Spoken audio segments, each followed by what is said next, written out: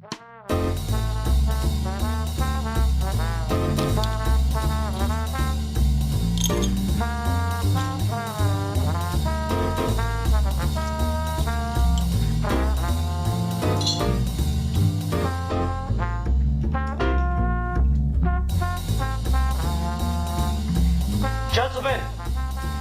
the time has come once again to discuss things.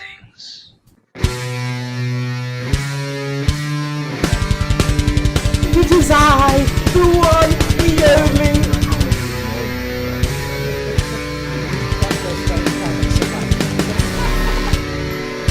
Sorry, this is going to be a recurring gag for you now, you beautiful man.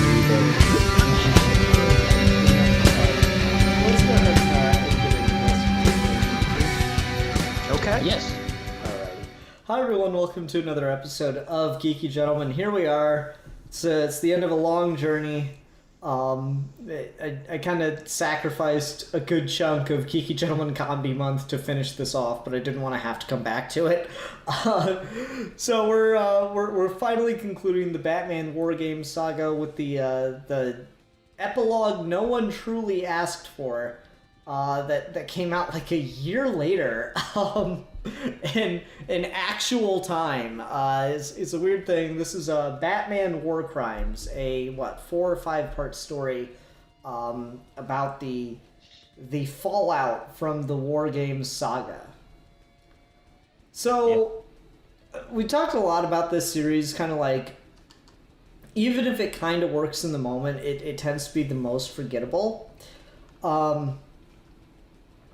This trade is probably the lowest point of the series for me, because I read this last night and I'm having trouble remembering details. Mm-hmm. I try to organize my trades when I can by like story arc or by run or sometimes even if it's possible by continuity. I had this on the shelf following War Games Act 3. I should rearrange the shelf to have it follow Under the Red Hood. And there's no reason, really. It's just the events of this take place after Under the Red Hood, and I completely forgot that. So that's the thing. So I'm actually kind of negative on this one. I'm curious where you two are. Watch this be Ruben's favorite of the series. Is that my cue? Yeah. I want you to tell me that, please. I'll crack the fuck up. I don't think it's good. I'll say that. I don't like the whole spoilers, by the way, obviously, but I don't like the reveal that Leslie Tompkins willingly let a teenage girl die. But there are things about this that I like better than the whole crossover, but on the whole, I still don't think this is good. And I think the whole Leslie Tompkins thing is what sinks it for me. But you were saying it's forgettable.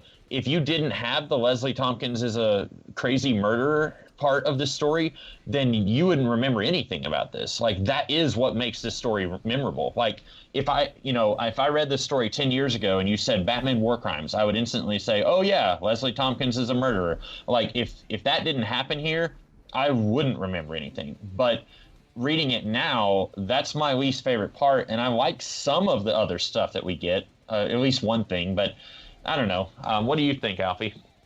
I'm kind of with Ian on this. Is if I can justify any of like my War Games experience, it's been that I've come to the realization it was a decent idea, really marred by having to be an event and having to be stretched out for so long and be like filled with everything. This, however, I could barely call a story. I think this is really, really bad Batman comics. And I'll probably get into this like as we go on. But this was like legitimate. Like if I had to point to like this is part of the things where like comics can be really bad and like almost offensive is like this stuff. Really? Like I don't even think this is offensive. I just thought it was boring. Offensive is probably an exaggeration on my part there. Okay, like I mean, I like some of the stuff in it. I really, really like the opening prologue with Black Mask. It's funny because that story really has nothing to do with anything that happens in this. No. It's just, that was like, DC used to do these secret origins things where they'd have like profiles of characters and they'd have maybe a couple really short stories to bookend them. And this was one of those. It was like trying to like get new readers and help them understand what the current continuity was. And so that's what this was, is Black Mask explaining what Gotham was like. And so I remember that, and I like it for things beyond that, particularly the reveal at the end. And that's kind of what made Black Mask such a cool character to me, is I believe this was actually my first exposure to him. This particular story, where he just lays out the map of like, and he calls Joker a has-been and all this stuff. And then he's like, well, where are you on the map? And then he just turns on the projector and he's the entire city. I thought that was the coolest shit to really like, you know, establish Black Mask as a threat. And it doesn't feel, forgive me, it doesn't feel like a Bendis threat where he just comes in and beats the shit out of a villain, a pre-established villain that like without working for it at all. Because of the War Game stuff, you know, it makes it feel more genuine when I went back and read the story that set this up. So I really, really like this prologue. Also, I mean, you come in on a double-page spread of him torturing Batman. And that's great. And also that it's not Batman, and that's even better. Like, when it's like, holy shit, he's torturing the fuck out of Batman. And then they reveal it's not even Batman. It's like, oh my god, that's so messed up. Can I tell you what I thought was a little strange about that? So Sure. they opened a page where it's like, oh no, he captured Batman. And then you take off his mask and it's a black guy. But then you go back and look at the page where you think it's Batman, and his flesh color is not black. Like, because his costume is torn. And so like you're seeing bits of the guy's actual skin. But then he has a Batman mask but then they take off the Batman mask and suddenly it's a black guy. And I just thought that was really weird. That's like a huge nitpick. But there's a couple of moments in this book where it's like, oh, whoa, it's this one thing. And then it's actually a different thing. And then you go back and relook at the artwork and it's like, hold on a second. You're cheating a little bit here. I will defend it. I will defend this. Okay. So if you look at the panel where he's taken off the mask and you look at the guy's face, most of it's shaded pretty dark and like in shadow. There's obviously supposed to be like light coming from the left side. All right. So if you look at the section of his face that is shaded as actually being exposed to the light, it does actually line up with the skin shading and the exposed parts of the costume. Okay. I will give it a little bit of credit. You're right, it's cheating a little bit, but it does justify itself. I'll give the colorist there, Lee, Lowride. I'll give the colorist there a little bit of credit. I thought that actually reveal works kind of well. As you were saying that, I was like, oh, maybe he's right, but I'm like, you know, that is a bit darker shade of skin the more you look at it compared to like the other white guy in the scene. Maybe. No, but I really like that story. I think that is the most memorable thing for me in this entire book. Though, to be fair, I just remember that story. I don't remember that it's part of War Games. Honestly, it probably would have worked a lot better in Red Hood. Yeah, because it's all about like it's bookended with Red Hood's at large, and hey, if you need a newspaper to tell you what Red Hood's up to, I'll kill you. Which, that's a pretty good black man. Like he's a dangerous villain he's the one you would expect to kill his own dudes, especially after what we saw in War Games. So that works. You're right. That would have been much better in the Red Hood collection. Yeah. The rest of this I just read through and I'm like, I'm flipping through here and I'm like, okay, yeah, I remember Cassandra Cain and him teaming up. And like, again, Alfie, I guess I want you to unpack like what about it didn't work so well for you, because for me, a lot of this is just very forgettable. but like a lot of the surface stuff is just like, okay, yeah, that's fine. Like, I really like Cassandra Cain and Tim hanging out, and them kind of perfectly them as a duo are like better than Batman on his own.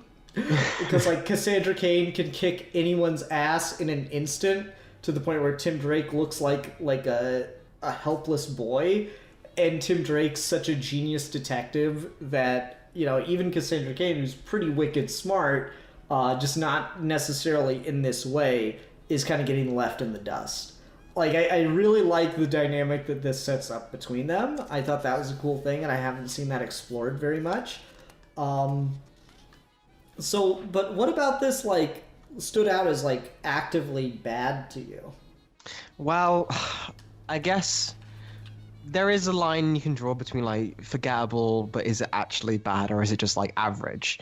A lot of the stuff that I think is legitimately, like, this is just awful, comes into once we start into starting the Batman, like, trying to figure out, like, the causes of Stephanie's death thing and trying the files and stuff. That's, like, more later on is when I think, okay, this is, like, really into the trashy.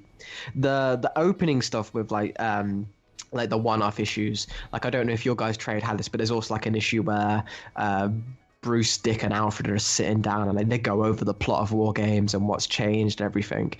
And mine. Go ahead, Ian. No, it's just like stuff like that. I think it's fine if just like it feels really. We've read these so like concurrently and stuff. It's obviously they're not meant for us. They're meant for readers reading issue by issue who may not have picked up the previous arc and want to get caught up. That made sense in this era where like the internet's around and being used, but we still want to make sure people who necessarily don't have the time to check it up or the interest just get a quick glance. I like that. The Black Mask stuff I think is fine. If again he's just kind of the like shows the city thing with Black Mask is a really good like setup. I don't think that's then paid off at all. Like Black Mask is this like kingpin figure who has like all of Gotham crime in his grasp, and he's got like people everywhere, and he just still kind of does everything himself. That kind of demeans the whole like why does he need a criminal empire if he's just going to do everything himself anyway. That could be a character thing, but if this was a better book, but I don't think I need to give it that. But yeah, if you want to get into like later stuff, I can go ahead with like why I think it's like not so good. I mean, go ahead, please. All right, so like could I real quickly say, sorry, I don't mean to cut you off. No, it's fine, Rube, it's fine. I think your trade may actually be bigger because you were saying that with War Games you had more stuff than what Ian and I had. My War Crimes trade is pretty small. It's a lot smaller than any of the War Games books, and it's just like that special issue that with the Black Mask thing and the Tim and Cassie, and then I think it's like 2 issues of Batman. Like it's like I think War Crime. This is like a 4-part story in my trade. So you like Nightwing is not even in this one at all. So I'm kind of I didn't realize DC had done a reprint of this, but I'm morbidly curious to see if those issues that you mentioned are any better. Or if it's just like just don't even bother. Well, like, so this War Crimes is part of the War Games trade. It's the last part of the second book because it's released in 2 books. And it's like just 2 like big tomes. So like this is just like I have to like check where does War Crimes actually start, and then which issues didn't we talk about last time? I have to kind of do a bit of micromanaging. But yeah, so like the Dick and Alfred issue kind of has a weird continuity thing because it starts with like Dick Grayson said, "Oh, after I got shot on the thing, I woke up and then I was in the manor and it was all over." But yeah, in War Games we see he was awake when they were attacking the clock tower, and okay, just gonna throw that out there. But like, and it sets up like I don't know if you guys have the actual issue where Barbara leaves. No. Okay, so that's in this. And this that's actually a nice scene. Is she basically goes over as like, Bruce, I need some time to get away. She's trying to frame it that she's just taking a break when she feels she's like the subtext is she's going to be leaving forever, and then Bruce is just kind of like apologizes, which is a nice fresh change of pace after this. Like the whole thieves being an asshole to her the whole time, and there's this Friday night scene where he like picks her up out of the wheelchair and is like, let's go. And then Oh, go ahead. And then he gets a scene with Gordon as well, because Gordon's like, well, Barbara wants to leave. I don't know what happened to you in the clock tower with Barbara and Batman, and I don't want to know. But just say I can't help you the way I used to, but I wish you the best of luck, and I hope you do all right, old friend. And they have like a shakers. Like, it really does feel like they were pushing hard for Batman goes back to basics, like year one. We're getting rid of all the Bat family except for Alfred and Dick. And that's some stuff I was really wanting at the end of War Games. Like, I talked about that last week. Like I said, it would have been great to have Barbara, and I did not know when I said that it would have been great to have her cut ties with Batman. And then you guys mentioned that does happen, and it's referenced briefly. It's mentioned in my copy of War Crimes that he says, I didn't realize how hard it would be without Barbara here. But like, I like that they did that. I wish those issues were collected in what I have, like where. Yeah, I don't understand why they didn't, because they're kind of important. Like and like this is so damn short. Especially compared to like each volume of War Games that you and I have, Ian, is like 8 or 9 issues long, and then this one's like 4.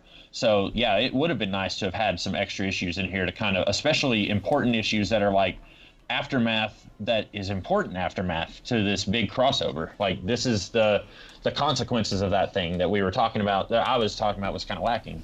No, I totally agree. DC's weird about how it collects things. I don't get it. They have such a hard time collecting things properly. I'm glad to know that the newer releases have everything.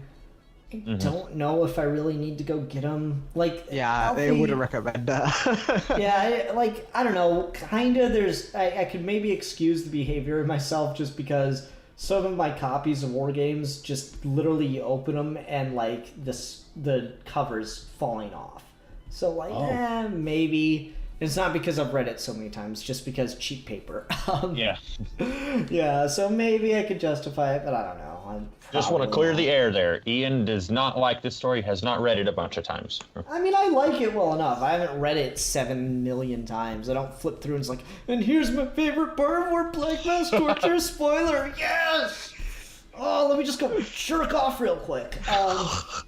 Literally, as soon as you said the pages were falling off, that thought crossed my mind. I said, no, I'm not going to say that on Ian's channel. That would be crude. And then Ian makes the fucking joke himself. No, the pages wouldn't be falling off if I was jacking off onto them. They'd be stuck together. God, get your shit together, Alfie. I'm sorry. Think about the physics of cum before you make jokes. Dumbass. Oh boy.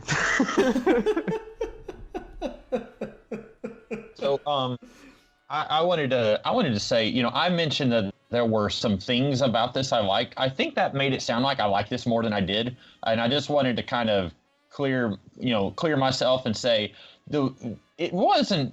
I didn't like this as much as I made it sound like I did. So I don't want it to sound like it's Ruben versus Alfie. Like he hates. Like I'm fighting you now, Ruben. I'm doing it right now.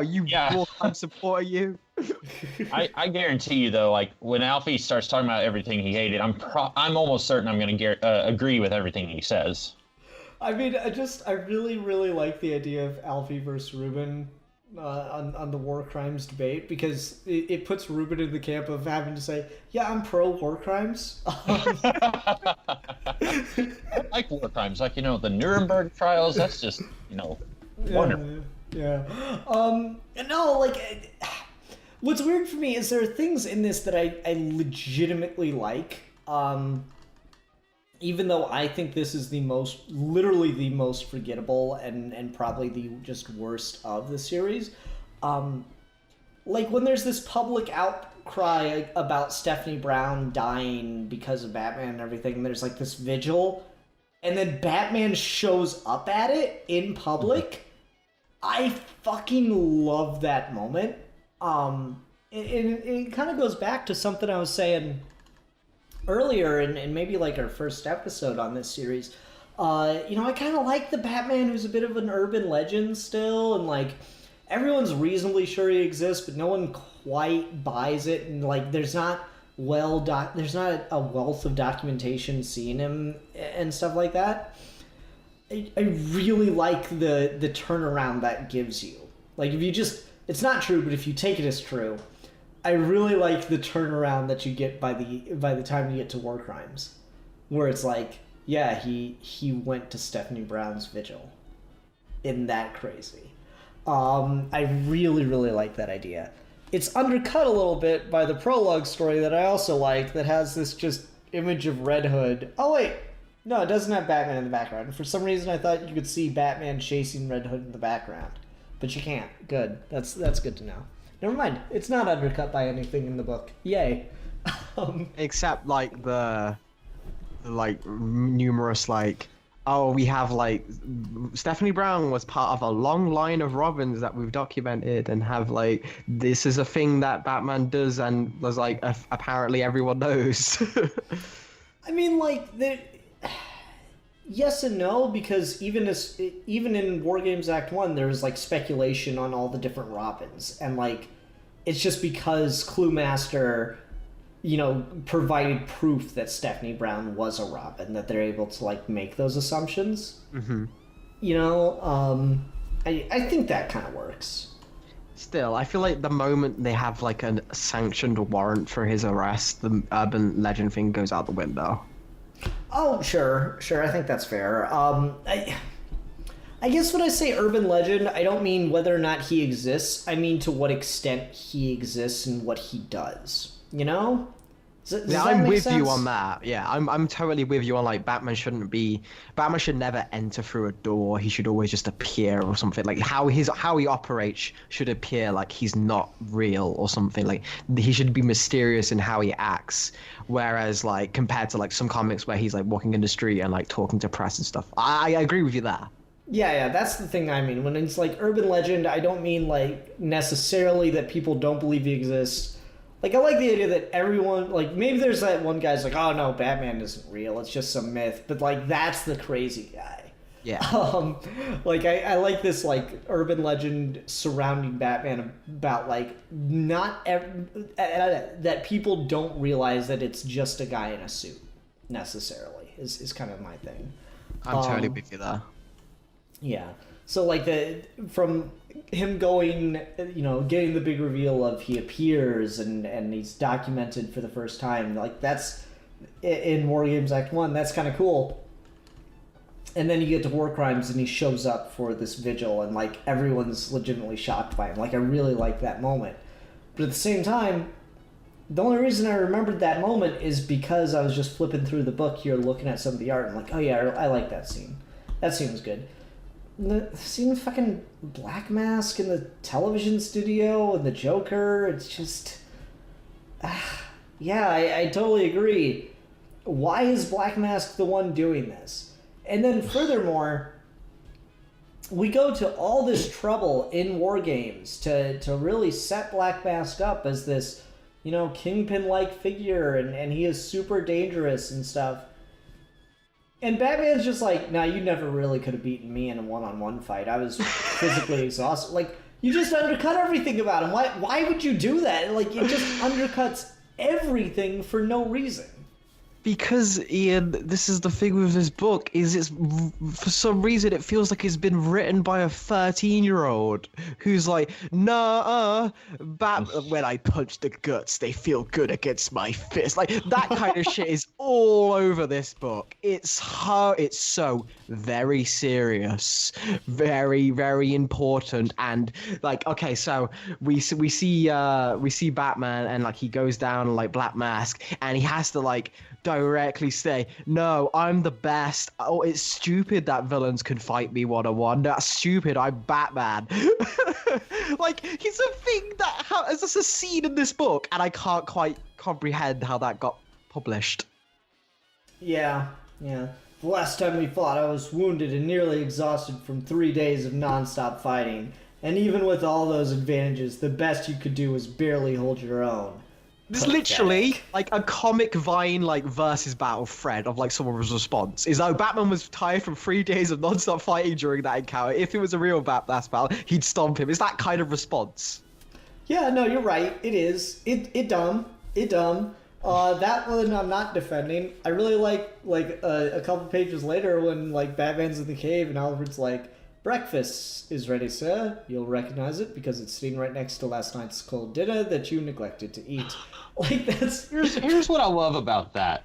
Batman is a dick because he told Alfred to make dinner. Usually, when we see this scene, Alfred comes in and says, "You really should eat," and I get the feeling that Bruce is just so involved with looking at the screen that he just forgets to. But this time, he actually said, "Alfred, if you'll make supper, I'm going to go down to the cave."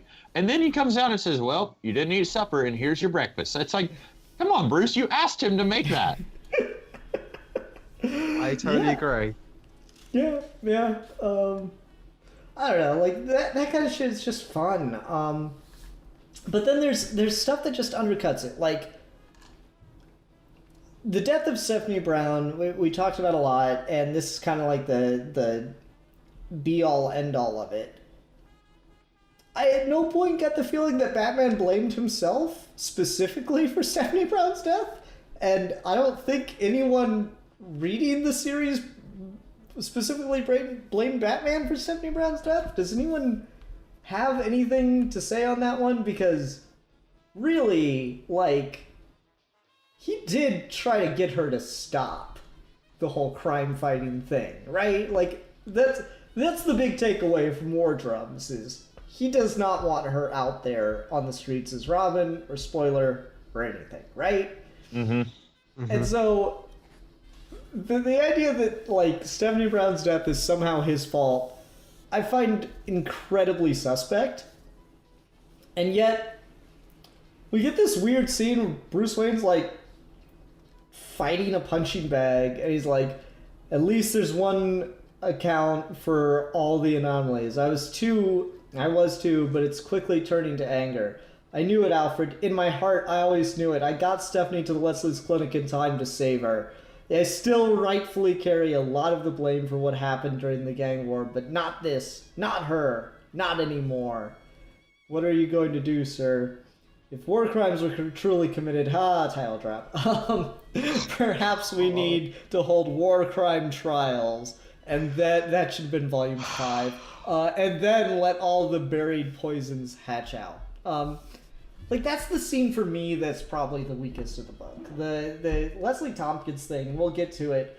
That one I'll let go, because it's someone Batman thought he could trust turning his back on him, or being evil.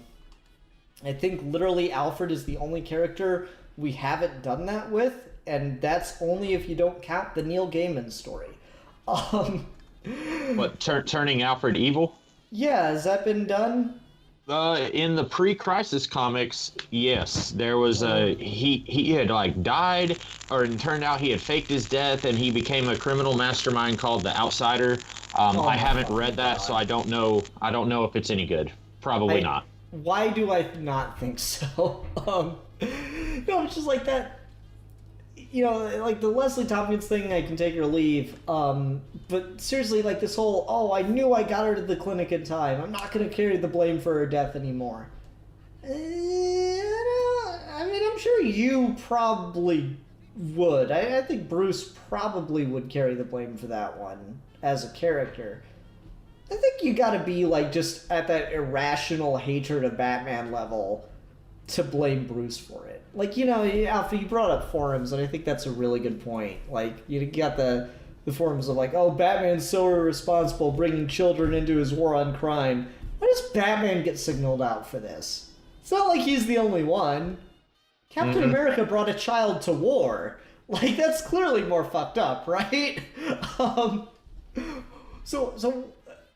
Yeah, but like that whole scene, again, Alpha, I think you're really onto it. It does feel like a forum argument, you know? It does feel like, oh no, Batman's too cool to be at fault for Stephanie's death. So it was Leslie Tompkins' fault. Like, this whole book, this is probably the closest I'd get to, like, when this is just, like, legitimately, like, insulting. This whole book, like, War Games, to an extent, is very right-wing.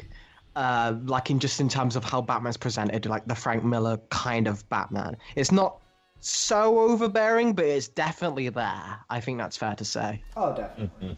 So this, specifically with Leslie Tompkins, where she's a parody of like leftist ideals, this specifically feels like the criticisms that people leveled at War Games. This whole book is that the writers who like so in love with this and really wanted to say how this is their Batman, this is how Batman should be done, and that the Bat family's stupid and get them all away, and this is how Batman should be, is against the cops, and everything should, this is how it is Frank Miller year one, fuck it all, but the Batman can't lose in a fight, everything Batman does is right and true, anyone in the media saying Batman could be possibly a bad thing for endangered fucking bullshit, it's wrong. Like it really feels so childish and like insecure about Batman that it needs to attack things and parody. Like, we can all agree the idea of Robin in like a real world setting is ridiculous and kind of like, oh, you can't, that's Batman would never, someone in that position should never endanger a child like that. In the DC universe, Robin is a perfectly sound idea because it works. It's kind of proven more successes than failures. Oh yeah. It's like Dick Grayson specifically is like said, oh, he's the heart of the DC universe. He's the guy everyone loves, and he's got that way because Batman gave him an outlet for his like grief. In the DC universe, fighting crime is a potential like really healthy thing for you to do. Like that's just how that world is built. It's why that world functions. You don't need to justify that. That's just the conceit you go into it. And the fact that there's a comic published here is that it feels so just mean-spirited, and there's no story being told here. It's just responding to criticisms like, oh, you just didn't get it kind of thing. Yeah, I think you're really onto it there. That's exactly how this feels. Like, it's one thing when Black Mask calls like the Joker pathetic, but then I guess I just don't get it. Like, what was Batman's supposed to be all like cool, badass, and everything? Then you need a threat, and he just like completely demolishes both of these guys, and Black Mask just immediately almost becomes a parody of a villain in an instant, and it's kind of disappointing. I will say, like, again, even to be fair, there are still scenes I really like Joker's courtroom interview is really, really good Joker writing. Yeah. I just really love that. I'd like to thank all my fans, you wonderful kids. Keep the dream alive. And a special shout out for my spiritual brother and business partner, Batman. No hard feelings, bro. You always know best. I left the Arkham Resort much too soon. You figured that out when I couldn't. Next time I'll be fully rested before I escape from my next performance tour. And of course, I apologize to everyone for the low body count this time. I promise it won't happen again. That's really good Joker writing. I agree with that, and then I'm going to make a joke. I love what happens next when that reporter is like, "Brr, he sure is cold. Now back to the weather." Like, he's just like so blasé about it. Like, well, you know that Joker. Anyway, didn't you used to date this guy who's going to prison, Winona? When I worked at the news station, Andrew, the weather guy, would have a rule that every show was demo reel material until he made a mistake. So if he made a mistake, he didn't care anymore, and he'd just say whatever he felt like. And so, like, early on, like, we used to open with the weather. He made a mistake right off the bat, and so the whole rest of the show, he just did not give a fuck. And so there's this thing we do, like, going into the first commercial break where we tease upcoming things, and he teased his upcoming larger forecast. But he is like, so like there's this tease of upcoming stories, and like one of them's like, little girl got attacked by a shark. And now to Andrew to tell us about weather. And he's like, I'll tell you about some great swimming weather coming up. And it's just like, oh my god.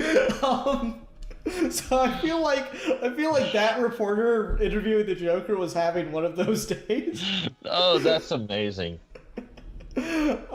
Yeah. Oh god, there's some stuff in this that just, also to the point of like just missing the point of the story. Why the fuck is the journalist that lost faith in Batman? Which, like, we didn't really talk about that guy too much during the War Games saga, but like, why the fuck is he getting thrown under the bus here? It's like. It's kind of an interesting idea of like the voice of the public turning on Batman, and then it's just like, no, Black Mask like got him in his pocket and he's corrupt, and I'm just like, what? Because Batman's awesome and incorruptible, and nothing can go. War games can make you hate Batman. That's stupid. You're stupid. You'd have to be evil and corrupt to believe that. It's just throughout the whole book. I did not like the way that his arc was handled throughout War Games.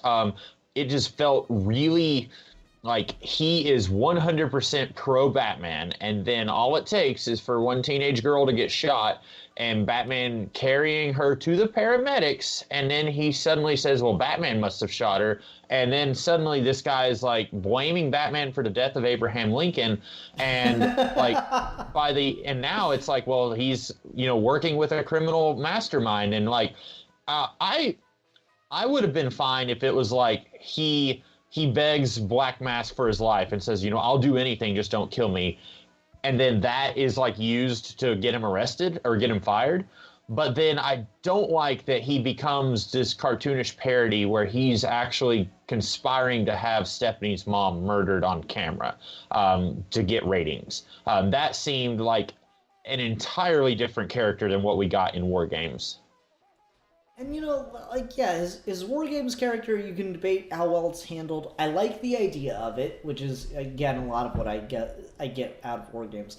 I like the idea behind it, that you've got this guy who's, like, kind of into Batman, and then, like, everything goes wrong, and it looks like it's all Batman's fault, and so he kind of turns on him. He's, like, the voice of the public.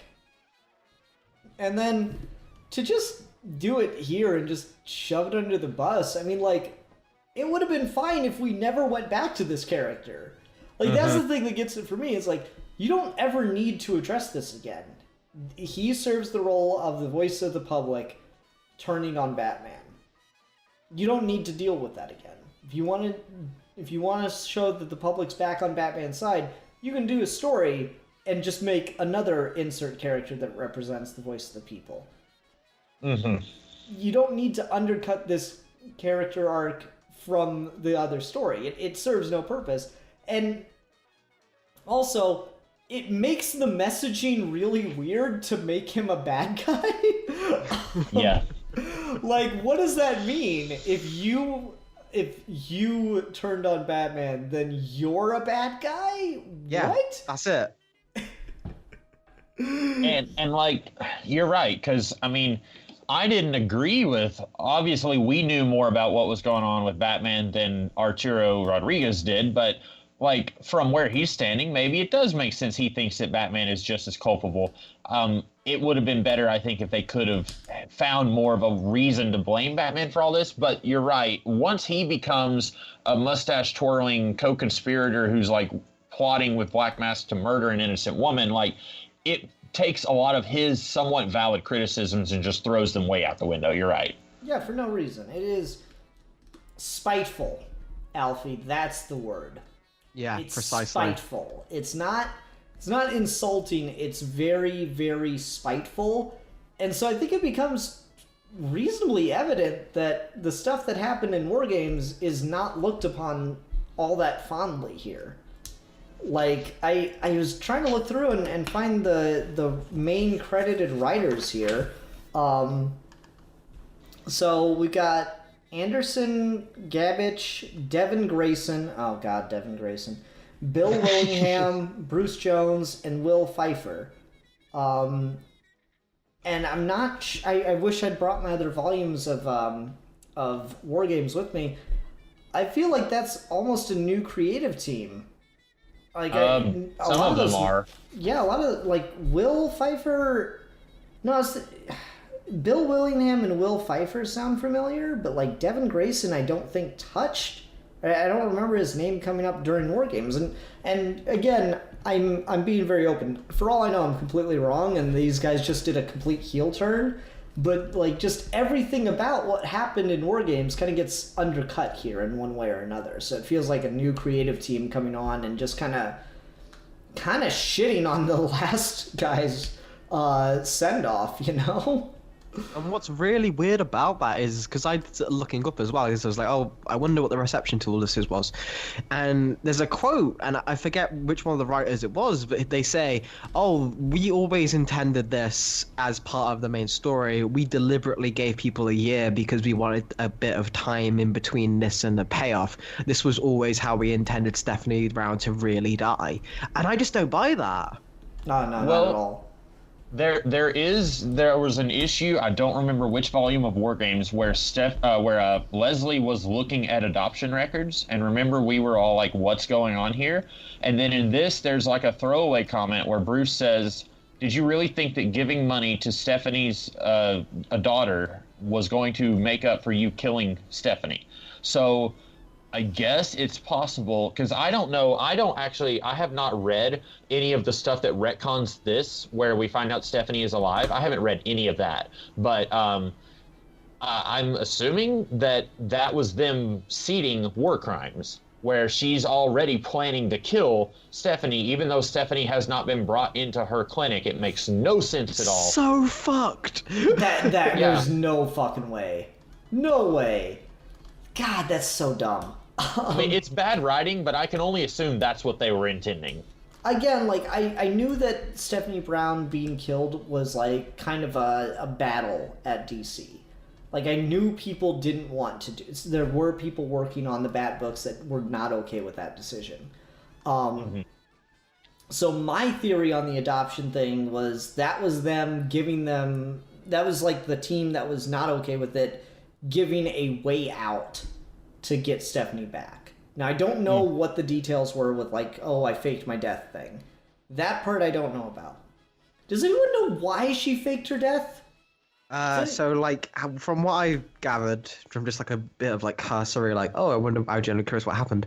So, apparently, Stephanie Brown is in Africa at the moment with Leslie. That's why they went there, and she faked her death because she wanted to give her a new lease on life, like a time to recover and like a place to like figure herself out and give her a chance to like do something outside of crime fighting. Okay. But it still is incredibly fucked that you didn't think to me, oh, your mum and dad think you're dead, and going on talk shows like risking their lives because they're so mortified in grief over you. Yeah, no, like, faking your death is one of those things that's probably gonna just ruin any chance of coming back. Like, like, oh, I faked my death. Dude, I went to your funeral. This is so fucked up. I'm not happy to see you. I am not happy to see... I am mad. Like, oddly enough, Sherlock did that, and I thought it was one of the better episodes of that series. Oh, yeah. There's an episode of Robot Chicken where Green Arrow has died and Batman is giving a eulogy and he says, you know what? Screw this. I'm sick and tired of this. And someone's like, come on, Batman. He's like, no. How many times have we done this? How many people here have died? And then a time travel or an alternate reality. And he goes off on this big tirade and everyone just starts clapping. And then we see Green Arrow in the audience clapping also. And someone's like, what are you doing here? It's like exactly what's going on here. Oh, that's so good. I forgot about that one. It's so on point, though. Oh, Robot Chicken. Yeah, so like that shit, I don't know. So much of this just feels really undercut, and I don't know what the creative decisions were here. I feel there are a lot of mistakes made on this volume that kind of wrap things up. So I guess let's go ahead and talk about the elephant in the room. Ignoring the retcon, how do you guys feel about this being the end of Leslie Tompkins' story? I mean, I don't like that. That's like I said earlier, if you took away the whole Leslie Tompkins is a child murderer thing, this story would be the most forgettable Batman story. But it is the thing that people remember. It's at least the thing I remember. But I don't like it. I said at the very beginning of this quest that I don't like Leslie Tompkins. I find her character to be very irritating. But having said that, she's supposed to be a doctor. Like the doctor, I know jack about medicine, but they take a hypocritical, they take an oath, and I don't know how to pronounce it. And it's like, you don't do any harm. And even though this is retconned, and I guess I like that she's not responsible for the death of a child, like it's still stupid, and their retcon makes even less sense because Batman was in the room with Stephanie when she died. Again, world's greatest detective apparently can't tell that this corpse is breathing. And so like they only retconned it because people hated it so much. And people hated it so much because it was a dumb idea.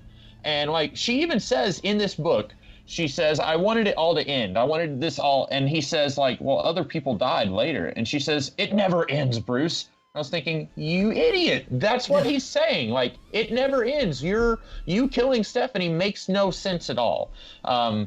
It's just, I don't like it. Yeah, no, like, it's one of those things where okay. I liked it better in memory than I did upon reread. Okay, mm-hmm. I'll say that. Because this is that era of Batman where nothing can go well. And so I do legitimately like the idea of this person that he has known his whole life and trusted and all this stuff betrayed him. Mm-hmm. I like the idea that it completely broke Leslie Tompkins to do it. Like, it's not some kind of evil mastermind, I've been manipulating you since you were an 8-year-old because I'm really a time traveler and I knew you'd be Batman one day. It's like this very believable, very human thing. And as far as, like, the Hippocratic Oath goes, that shit gets messy. That is not some kind of unbreakable code. There have been documented cases... I'm trying to remember the name of the author, but this woman wrote a book called Under a Cruel Star, where she was a Jew who escaped the Holocaust, was living in Prague, and when Prague was being rescued from Nazi occupation, she was working in a clinic or a field hospital kind of thing. And she was the only person there willing to take care of the Nazis that had been injured in the fighting. And people looked at her like with disgust. Mm-hmm. So it's one of those things like she wasn't even a medical professional when she was doing it. The medical professionals there were less okay with it. So yeah, it's not some kind of unbreakable thing. There are definitely cases where it just happens and a doctor will refuse. Or it just breaks down. People are people, right? Mm-hmm. So that part I don't necessarily have a problem with. That being said, yeah, it's just, you can't help but read it and be like, just character assassination to Leslie Tompkins, because I don't believe it enough. If you're going to make me believe that she's done all this to try to prove to Batman that this this fighting is not the solution, it's very hypocritical. It's not very comic book, and it does feel very what's the word I want here? It does feel more that it's there to try to punish her character and give Batman a win. More than it does feel like it could be a genuine thing. Because is it wrong to say that you could see this scene written well? Like, you could see a version of these events that actually works? I don't know about... See, I think just conceptually, Leslie Tompkins' like role in modern Batman has always kind of been shaky for me. Like, even when she's written well, I think the idea behind her is kind of misguided a lot of the time, just in how Batman functions as a comic book character. But I do agree. Like the scene itself, I think should have been dedicated a lot more time. It really just happened way too quick. Oh yeah, it's like 3 pages. Yeah, this should have been the focus of. Not only that, Leslie Tompkins should have had a much larger role in War Games if this was being like hard setup, and that War Game should have been not only like Batman at his lowest point, but someone really close to Batman who had the same values of Batman, tested and then finally broken, like that, and she's like the secondary protagonist of that story, and that to justify this, I feel. No, I agree. Again, War Games is one of those things for me where I do legitimately like it, but often in spite of itself. I feel like if you're willing to give it a little credit, you can go a long way with it. War Crimes is the thing where that credit kind of breaks down. Like everything else, if you're willing to not give a certain level of credence to certain things, if you're willing to just like let things breathe and have a while and use it as setup for later stuff. I think a lot of War Games is ultimately justifiable and can ultimately work. War Crimes is the one where I'm like, even though I could see the concept working, it ultimately does not. It ultimately just fails to deliver on any real level because it does so much to contradict what happened and what was working about War Games. And I'm a little surprised by that because I didn't used to think of it that way. War Crimes was probably the most forgettable for me again, but like not because I thought it was bad in the past, just because I didn't think anything of it. And so trying to discuss it, again, I've been very open about how much credit, sometimes undeserved, often undeserved, I will give to War Games because someone's got to advocate for it. But realistically, I can't do that with War Crimes. Even though it's got some ideas I think could work and it's got some scenes that do work, it doesn't do enough of the legwork to justify any kind of charity. It's just a really poorly told story, I feel. And the thing that kind of hurts it all the more is, like, you really don't need this. This did not need to be told at all, and War Games would have been stronger for it. I feel like if this specifically didn't happen to, like, really rub people the wrong way, I think Stephanie Brown death could have maybe stayed around a little longer. Just because I thought, like, her, like, was it real? Was I really Robin? And then Bruce like saying, yes, of course you were Robin. And if she made that impact and that legacy, that's a powerful moment. And like you were saying last time, Ian, where you're saying her determination is what her killed, and it's kind of like a beautiful like tragedy in that. All that's taken away because no matter how determined Leslie she was, if she got to that hospital, she would have been denied treatment either way. Yeah. Can I could I take a moment to talk about something I actually liked about War Crimes? Go ahead, man. You need the refresher. Well, I just want to say I do agree with everything that's been said. The one thing that I really like, number one, I actually was kind of refreshing that this wasn't an 8 or 9 issue epic. That was the thing I kept complaining about with War Games, was like, here's an entire issue where Robin punches some gangsters, and then here's an issue where Batgirl punches some gangsters, and then Nightwing punches some gangsters and whines about killing Blockbuster. And it was just very tedious. But this is just a quick, punchy little Batman story. It's not good. And we're all in agreement that it probably should have been a little bit longer. There should have been more of a denouement than just like, here's 2 pages where Batman goes to Africa real quick. But I like that it wasn't 8 issues of, Batman going around looking for medical files, and then Black Mask is dressed up as Batman and Joker shoots him, and then, I'm glad it wasn't that. But the main thing I liked, this is a weird thing to comment on, but I like the misdirect of who Aaron Black is. Because, we had that issue at the beginning where Black Mask is admiring all these masks that he has, that this guy built.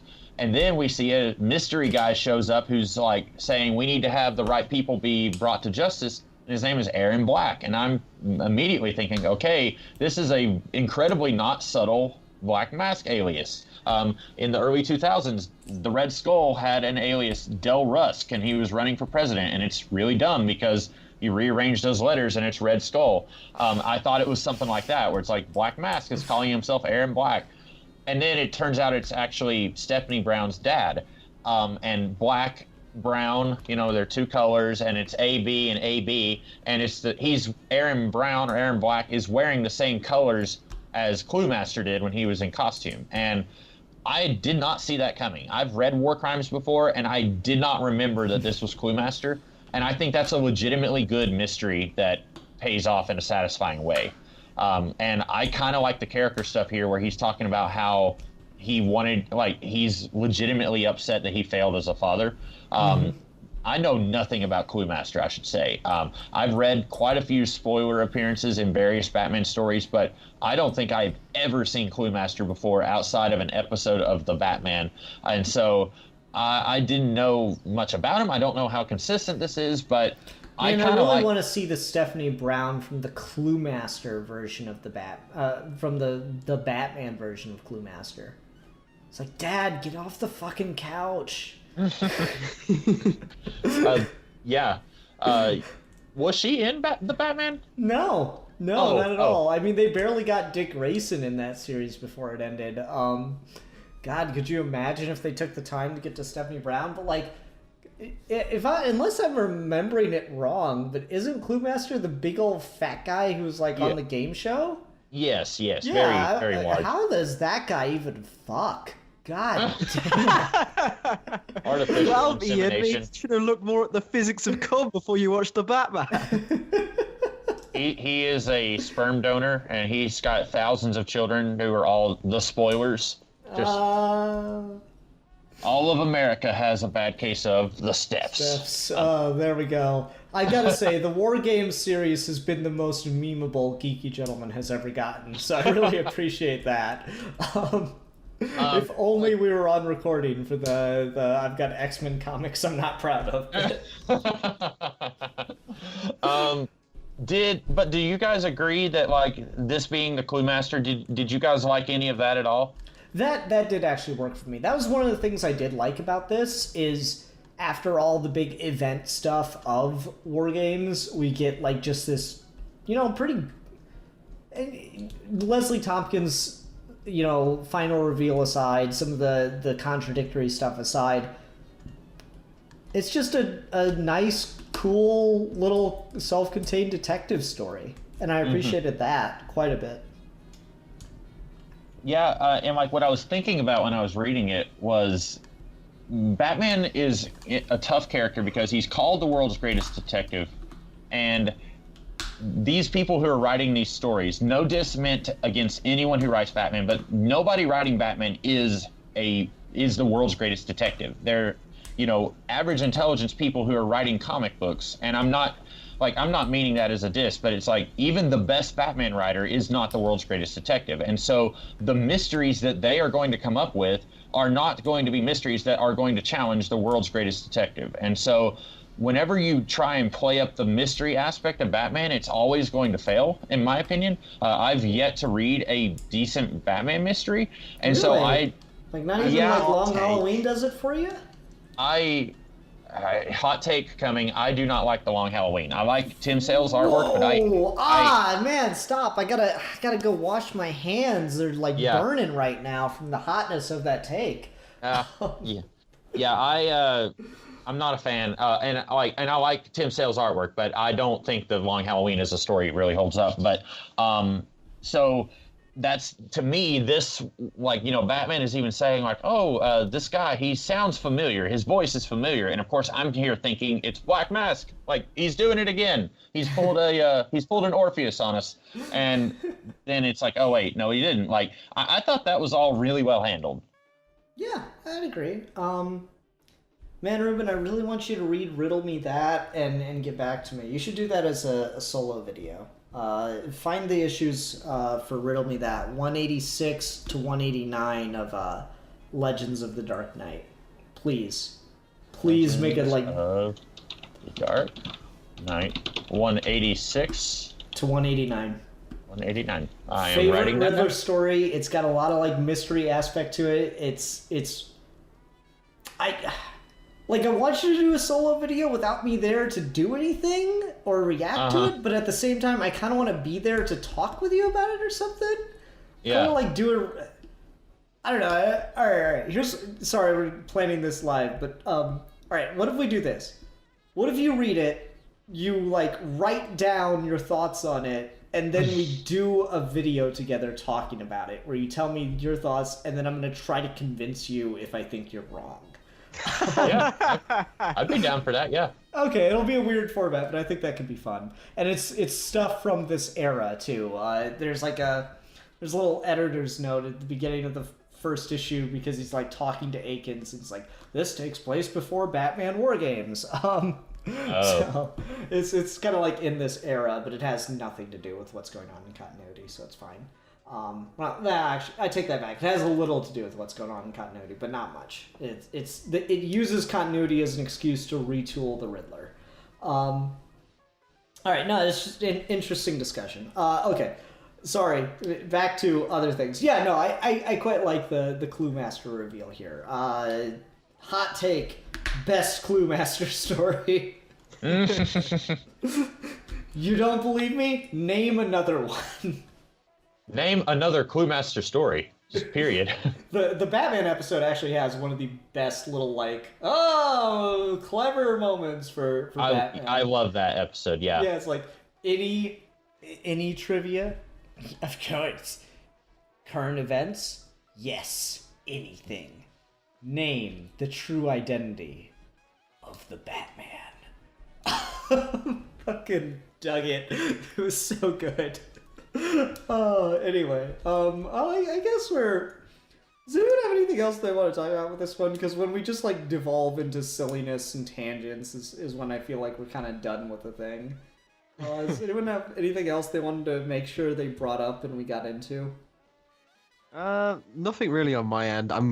Again, this isn't a book I'm looking at fondly, and I feel like the more I talk on it, it'll just be me repeating the same arguments over and over again, because I don't think there's much here to talk about in terms of just like thematic quality that isn't, like you said, Ian, spiteful. So, but yeah, the Cluemaster thing I thought was neat. I also think the Joker's written decently well here, like just in general. Like we mentioned the courthouse scene, but I like he confronts Black Mask, and like dialogue wise he's written well. I don't think action wise he's written well at all, because like Black Mask, he's just like treated like a goon and he's just taken out for, like, to be Batman's bitch, which I again, imagine if we actually did get Black Mask as the crime boss of Gotham, the Joker is not happy about it, and that's like a story, but then we got this.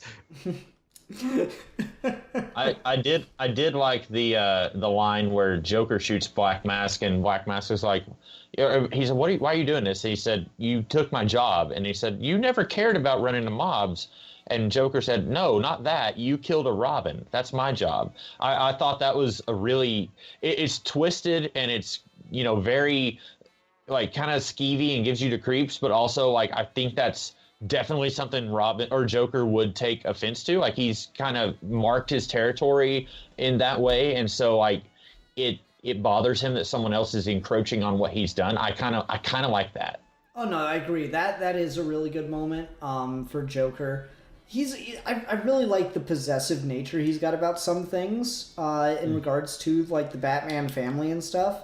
And so when you get moments like that, I really like it. I like Joker interacting with the other Batman villains, It's just really this weird relationship that goes beyond, let's team up and try to beat Batman.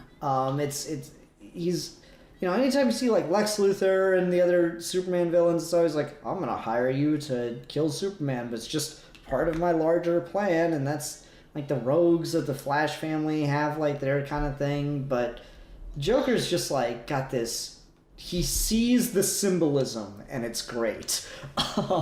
Yeah, what I kind of love about like the Joker, I think the best way I've like described it is like the reason why it's interesting when you put him with a Batman villain is because every other Batman villain is a Batman villain, and they play by Batman villain rules, and there's Batman villain win conditions, and there's way Batman wins the stories and the way they win the stories. The Joker's the one villain who plays outside of Batman's win conditions. Is like when he's done the best, the Joker's the one who makes a Batman story not a Batman story and like flips the rules on their head. So when he interacts with the other villains, they're just baffled at what the hell they're looking at, because they're playing by a set structure of we're Batman villains, this is how we act, and this is just doing whatever the fuck he wants. That's a good way to put it.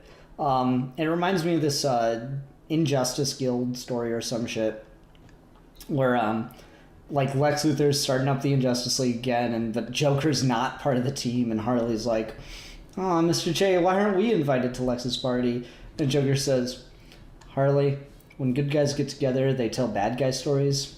When bad guys get together, they tell Joker stories." One of my favorite Joker quotes of all time, and I can never remember what it's from. Yeah, that sounds great. I've never read that, because I love it whenever the villains are like, in the Justice League cartoon where Joker walks in and they're like, oh no, like he's possibly going to shoot us. Like, what's he doing here? We need to get him out of here. I always love that kind of interaction. Yeah, same. All right, well, let's go ahead and give War Crimes a rating. I'll go first and give it probably my lowest score of this. I'll give it a 1.5 out of 5. Really, really surprising page turns with Batman being tortured. Alfie, what do you... Yeah, I can't... It's like, oh, give it a 0, like hardcore, like Alfie edgelord over here. But no, despite me reining in some of that, I just feel like this is unlike rest of War Games, which I feel like is flawed, and you can get some enjoyment out of it, especially if you have it like here, where like you can discuss it with friends or whoever who have read it as well, and maybe get some more meat out of it than there's actually on the bones. This, I feel like, I feel bad that my trade has to include this, and I would rather just have War Games on my shelf, just that, without having to buy scrap this from my memory. But because it's part of this trade, I can't remove it without ruining the trade. So that's kind of a cruel irony. But I'll give it 1 out of 5 good Joker quotes. Okay. Well, see, it's funny because it, on paper, it sounded like Alfie hated it more than I did, but like, I feel like 1 out of 5 is too high, but I'll go ahead and give it a, because I like the Cluemaster stuff, and I like some of the Joker stuff, I'll go ahead and give it a 1 out of 5 shredded medical records. Okay. Alrighty. Well, everyone, thanks for watching this one. We're neck deep in Geeky Gentleman Comedy Month, and actually, fuck it. I've totally forgotten about it. I already did episodes that have nothing to do with it, so we're just gonna scrap that month this year. Sorry, that's the real joke. The real joke was your lives. The real joke were the friends we made along the way. Anyway, yeah, I'll just scrap it. Does anyone remember whose turn it was before I decided to just, like, take the fucking reins? Nope. Oh, well, eeny, meeny, miny, Ruben. We need a discussion topic. Discussion topic. Oh, okay. Have you ever done a discussion, and do you think we could make an entire video on when it is okay to do a reboot or a remake of something, or how long you should wait? Oh, okay. So, like, we've done remakes, we've done reboots, we've done sequels, but I don't think we've talked about, like, the timeline for a reboot. Mm-hmm. So that's probably what it would be, timeline for reboots, right? Yeah. Okay. No, I don't think we've done that. That should be interesting. Mm-hmm. I'm not sure it'll be a full hour, but that's okay. We'll bullshit. We'll get there. All right, everyone. Thanks very much for watching. I'm the Philosopher. I'm the Comics Kid 2099. And I'm a geek for fun. And we are your Geeky Gentlemen. And we will be discussing things.